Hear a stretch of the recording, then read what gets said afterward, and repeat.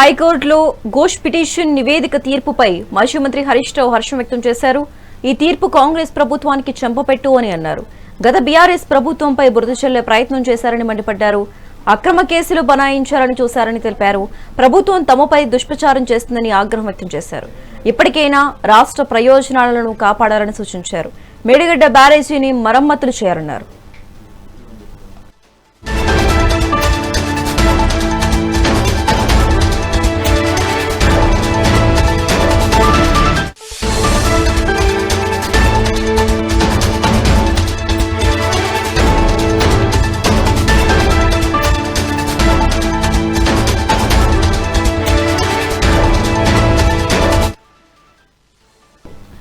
హైకోర్టులో ఘోష్ కమిషన్ నివేదిక తీర్పుపై మాజీ మంత్రి హరీష్ రావు హర్షం వ్యక్తం చేశారు.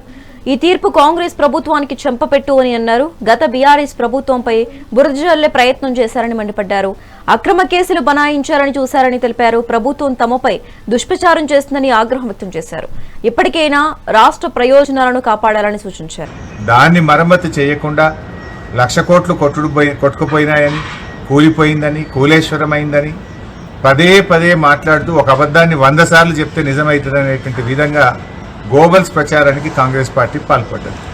సో ఇవాళ తీర్పు మేము స్వాగతిస్తూ ఉన్నాం. ఇప్పటికైనా రేవంత్ రెడ్డి గారు వెకిలి చర్యలు మాని, చిల్లర రాజకీయాలు మాని, ఆ 2 పిల్లలను మరమ్మతు చేసి రాష్ట్ర ప్రయోజనాలు కాపాడాలని కోరుతా ఉన్నాం. ఎప్పటికైనా కాళేశ్వరమే ఈ రాష్ట్రానికి ప్రాణాధారం అవుతుంది. హైదరాబాద్తో సహా మరి 70% తెలంగాణకు త్రాగునీరు అందించే ప్రాజెక్టు కాళేశ్వరం ప్రాజెక్టు. మరి దాదాపు 37 లక్షల ఎకరాలకు సాగునీరు అందించే ప్రాజెక్టు కాళేశ్వరం ప్రాజెక్టు. రాజకీయాలకు అనేక అవకాశాలు ఉన్నాయి, రాజకీయాలు చేయడానికి అనేక వేదికలు ఉన్నాయి. కానీ రాష్ట్ర ప్రయోజనాలను పనంగా పెట్టి రాజకీయాలు చేయకూడదు. రైతుల ప్రయోజనాలు, రాష్ట్ర ప్రయోజనాలను ఎప్పుడైనా మనం కాపాడుకోవాలి. ఏ పార్టీ అధికారంలోకి వచ్చినా, ఏ పార్టీ అధికారంలో దిగిపోయినా కూడా రాష్ట్రం ముఖ్యం, రాష్ట్ర ప్రయోజనాలు ముఖ్యం, రాష్ట్ర ప్రజలు ముఖ్యంగా ప్రభుత్వాలు పనిచేయాలి. రాజకీయాలు చేసుకోవడానికి వేరే ఉన్నాయి, కానీ ఇంత పెద్ద ప్రాజెక్టును ఇన్ని లక్షల మంది రైతుల ప్రయోజనాలు దెబ్బతీయవు. నిజానికి ఒక 100-200 కోట్లు ఖర్చు పెడితే కాళేశ్వరం ప్రాజెక్టులో మరో 2-3 లక్షల ఎకరాలకు సాగునీరు అందించే అవకాశం ఉంది.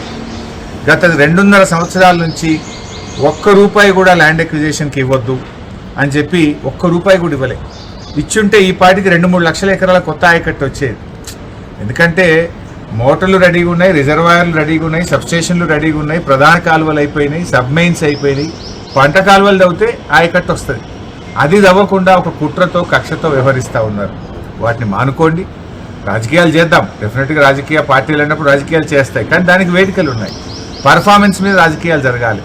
మాకంటే బెటర్గా చేయి, నువ్వు మాకంటే మంచి సంక్షేమ పథకాలు ఇయ్యి, నీ 6 గ్యారంటీలు, నా 420 హామీల మీద దృష్టి పెట్టి రాష్ట్ర ప్రయోజనాలు కాపాడడం కోసం పనిచేయాలని చెప్పి వారిని కోరుతాం. సహజ న్యాయ సూత్రాలను విస్మరిస్తూ ఘోష్ కమిషన్ ఇచ్చిన రిపోర్టు చెల్ల